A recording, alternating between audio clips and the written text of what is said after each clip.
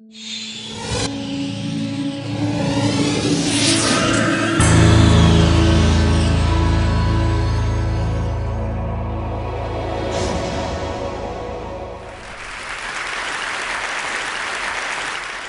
I should have a daughter, instead of Mom, she's going to call me Point B. Because that way she knows that no matter what happens, at least she can always find her way to me. And I'm going to paint the solar systems on the backs of her hands. So she has to learn the entire universe before she can say, oh, I know that like the back of my hand. And she's going to learn that this life will hit you hard, in the face, wait for you to get back up just so it can kick you in the stomach. But getting the wind knocked out of you is the only way to remind your lungs how much they like the taste of air. There is hurt here that cannot be fixed by Band-Aids or poetry. So the first time she realizes that Wonder Woman isn't coming, I'll make sure she knows she doesn't have to wear the cape all by herself. Because no matter how wide you stretch your fingers, your hands will always be too small to catch all the pain you want to heal. Believe me, I've tried. And baby, I'll tell her, don't keep your nose up in the air like that. I know that trick. I've done it a million times. You're just smelling for smoke, so you can follow the trail back to a burning house so you can find the boy who lost everything in the fire to see if you can save him. Or else, find the boy who lit the fire in the first place to see if you can change him. But I know she will anyway, so instead, I'll always keep an extra supply of chocolate and rain boots nearby, because there is no heartbreak that chocolate can't fix. Okay, there's a few heartbreaks that chocolate can't fix, but that's what the rain boots are for, because rain will wash away everything if you let it. I want her to look at the world through the underside of a glass-bottom boat, to look through a microscope at the galaxies that exist on the pinpoint of a human mind, because that's the way my mom taught me, that there'll be days like this, there'll be days like this, my mama said, when you open your hands to catch and wind up with only blisters and bruises. When you step out of the phone booth and try to fly, and the very people you want to save are the ones standing on your cape. When your boots will fill with rain and you'll be up to your knees in disappointment, and those are the very days you have all the more reason to say thank you. Because there's nothing more beautiful than the way the ocean refuses to stop kissing the shoreline, no matter how many times it's sent away. You will put the wind in win some, lose some. You will put the star in starting over, and no matter how many landmines erupt in a minute, be sure your mind lands on the beauty of this funny place called life. And yes, on a scale from 1 to over-trusting, I am pretty damn naive, but I want her to know that this world is made out of sugar. It can crumble so easily, but don't be afraid to stick your tongue out and taste it.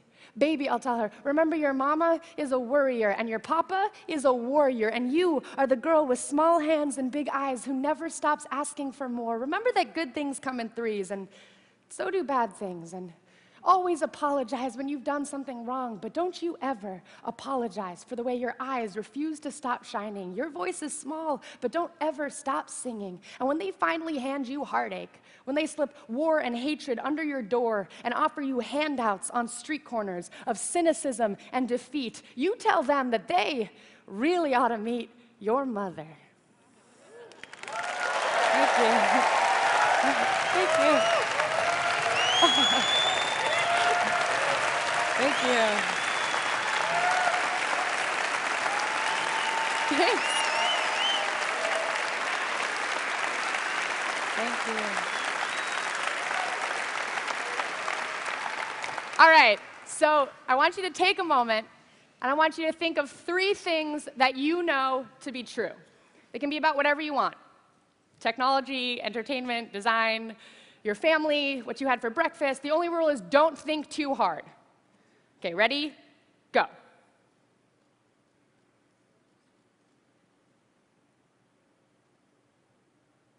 Okay, so here are 3 things I know to be true.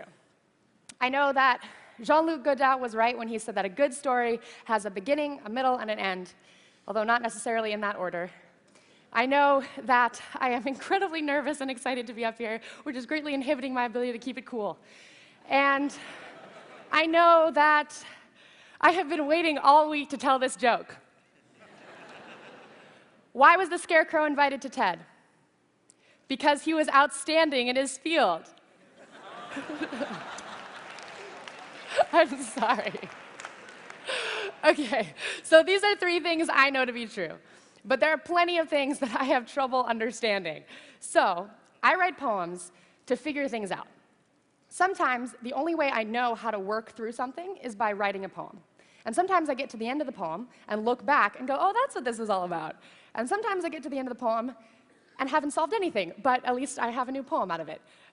Spoken word poetry is the art of performance poetry. I tell people it involves creating poetry that doesn't just want to sit on paper, that something about it demands it be heard out loud or witnessed in person. When I was a freshman in high school, I was a live wire of nervous hormones. And I was underdeveloped and overexcitable, and despite my fear of ever being looked at for too long, I was fascinated by the idea of spoken word poetry. I felt that my 2 secret loves, poetry and theater, had come together and had a baby I needed to get to know. So I decided to give it a try. My first spoken word poem, packed with all the wisdom of a 14-year-old, was about the injustice of being seen as unfeminine.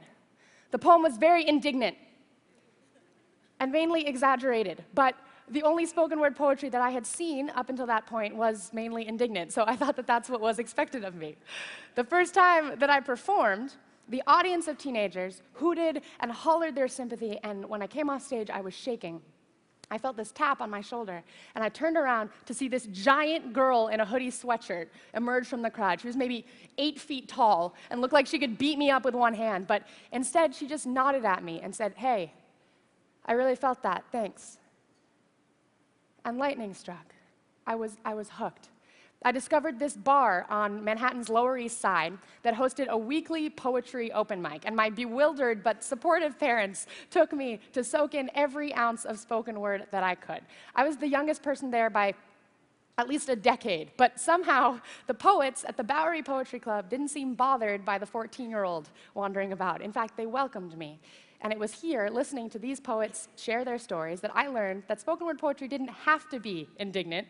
It could be fun or painful or serious or silly. The Bowery Poetry Club became my classroom and my home, and the poets who performed encouraged me to share my stories as well. Never mind the fact that I was 14, they told me, write about being 14. So I did, and stood amazed every week when these brilliant, grown-up poets laughed with me and groaned their sympathy and clapped and told me, hey, I really felt that too. Now, I can divide my spoken word journey into 3 steps.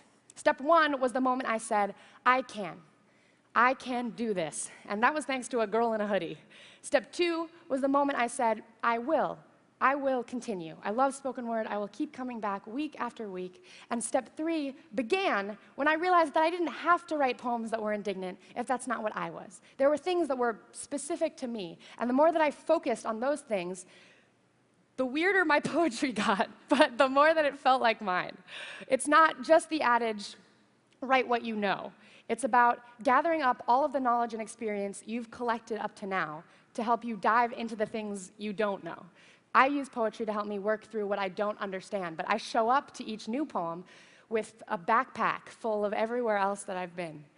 When I got to university, I met a fellow poet who shared my belief in the magic of spoken word poetry. And actually, Phil K. and I, coincidentally, also share the same last name.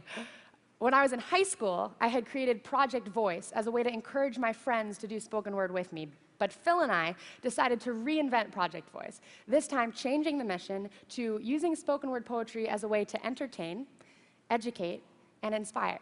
We stayed full-time students, but in between we traveled, performing and teaching 9-year-olds to MFA candidates from California to Indiana to India to a public high school just up the street from campus. And we saw over and over the way that spoken word poetry cracks open locks. But turns out sometimes poetry can be really scary. Turns out sometimes you have to trick teenagers into writing poetry. So I came up with lists. Everyone can write lists. And the first list that I assign is 10 things I know to be true. And here's what happens. And here's what you would discover, too, if we all started sharing our lists out loud.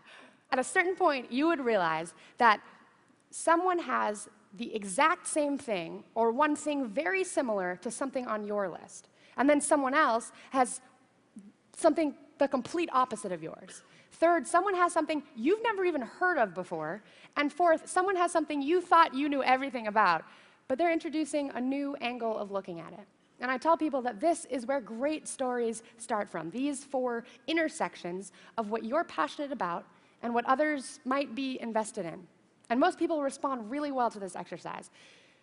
But one of my students, a freshman named Charlotte, was not convinced. Charlotte was very good at writing lists, but she refused to write any poems. Miss, she'd say, I'm just not interesting. I don't have anything interesting to say. So I assigned her list after list, and one day I assigned the list 10 things I should have learned by now. Number 3 on Charlotte's list was, I should have learned not to crush on guys 3 times my age.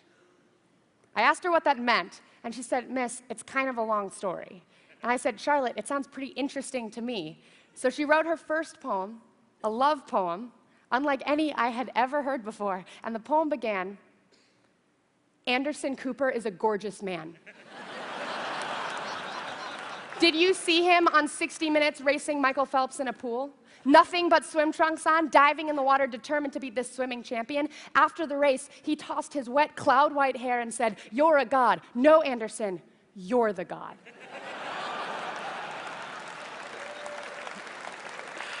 So, now, I know that the #1 rule to being cool is to seem unfazed, to never admit that anything scares you or impresses you or excites you. Somebody once told me it's like walking through life like this.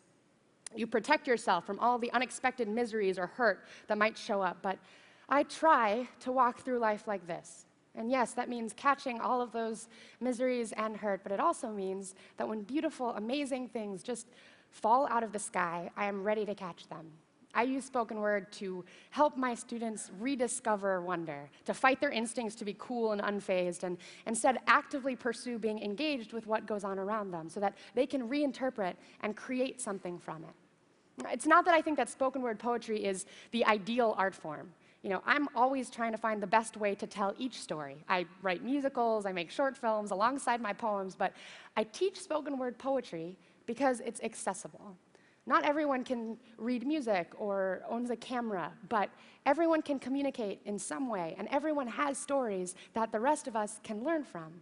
Plus, spoken word poetry allows for immediate connection. It's not uncommon for people to feel like they're alone or that nobody understands them, but spoken word teaches that if you have the ability to express yourself and the courage to present those stories and opinions, you could be rewarded with a room full of your peers or your community who will listen. And maybe even a giant girl in a hoodie who will connect with what you've shared. And that is an amazing realization to have, especially when you're 14.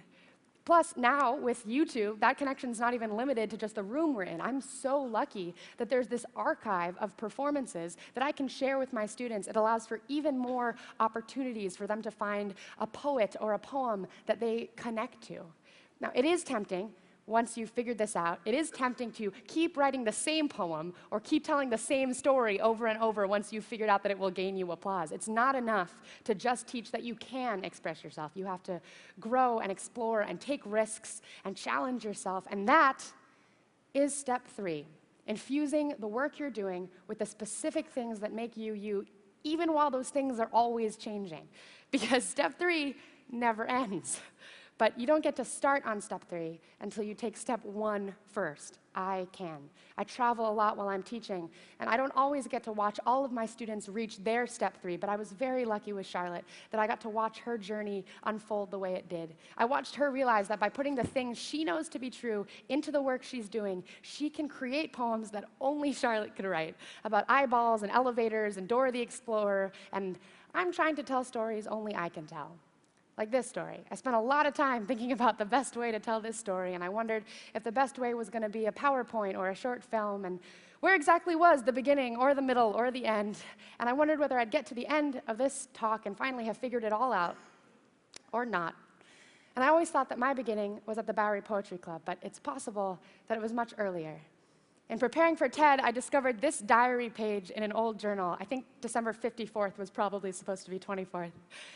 It's clear that when I was a child, I definitely walked through life like this. I think that we all did. I would like to help others rediscover that wonder, to want to engage with it, to want to learn, to want to share what they learned, what they've figured out to be true, and what they're still figuring out. So I'd like to close with this poem. When they bombed Hiroshima, the explosion formed a mini supernova. So every living animal, human, or plant that received direct contact with the rays from that sun was instantly turned to ash. And what was left of the city soon followed. The long-lasting damage of nuclear radiation caused an entire city and its population to turn into powder. When I was born, my mom says, I looked around the whole hospital room with a stare that said, this? Pfft, I've done this before. She says I have old eyes. When my grandpa Genji died, I was only 5 years old, but I took my mom by the hand and told her, don't worry, he'll come back as a baby. And yet for someone who's apparently done this already, I still haven't figured anything out yet. My knees still buckle every time I get on a stage. My self-confidence can be measured out in teaspoons, mixed into my poetry, and it still always tastes funny in my mouth. But in Hiroshima, some people were wiped clean away, leaving only a wristwatch or a diary page. So no matter that I have inhibitions to fill all my pockets, I keep trying, hoping that one day I'll write a poem I can be proud to let sit in a museum exhibit as the only proof I existed. My parents named me Sarah, which is a biblical name. In the original story, God told Sarah that she could do something impossible, and she laughed. Because the first Sarah, she didn't know what to do with impossible, and me, well, neither do I. But I see the impossible every day.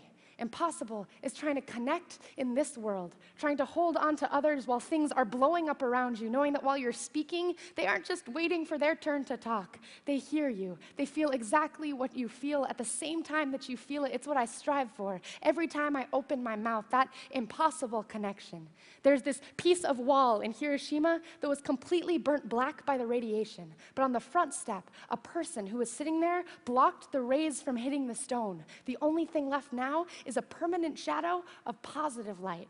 After the A-bomb, specialists said it would take 75 years for the radiation-damaged soil of Hiroshima City to ever grow anything again. But that spring, there were new buds popping up from the earth.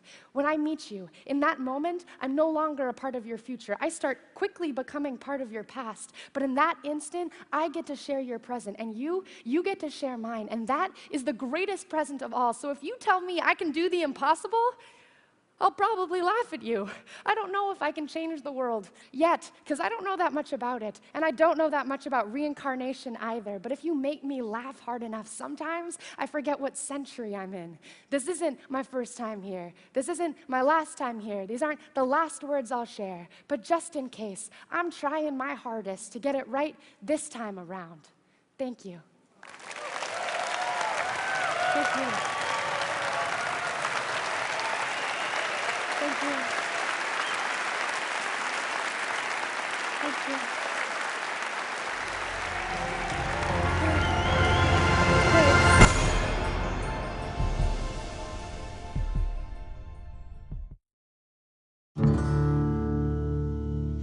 When I was 16, I found this motorcycle. It was a dilapidated piece of junk that wasn't going, but I realized how special it was.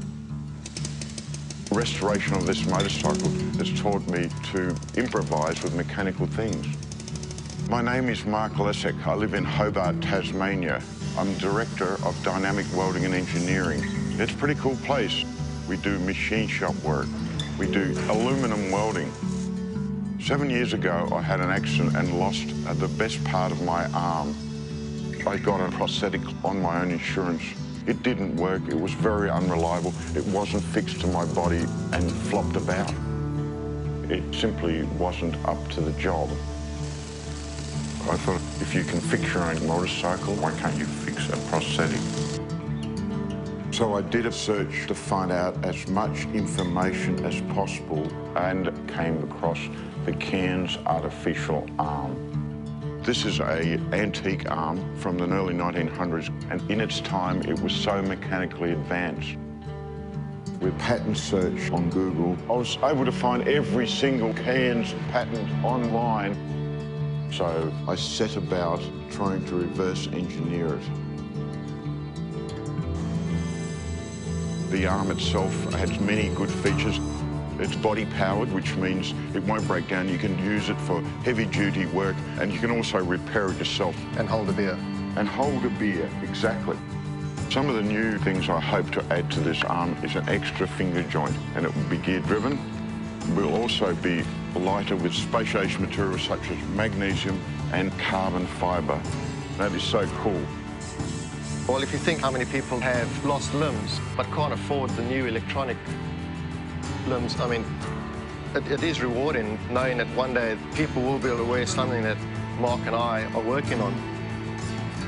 My hope for this artificial arm is to wear it and share it so amputees can live a normal life again.